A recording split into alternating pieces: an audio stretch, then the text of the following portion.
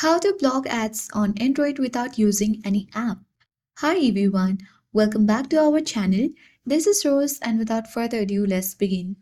First of all, you can delete advertising ID. For that, open settings on your Android phone. Scroll down to the bottom of your screen and now tap on Google. Now navigate to all services option next to recommended and under privacy and security tap on ads. Now tap on delete advertising ID so apps can no longer use this advertising ID to show you personalized ads.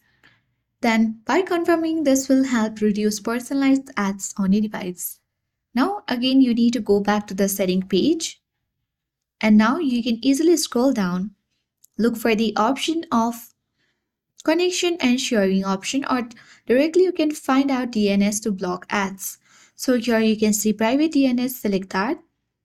And you need to simply select private DNS provider host's name or tap on specify DNS and tap on DNS address and you need to type in dns.adcard.com and tap on the save button and you are done.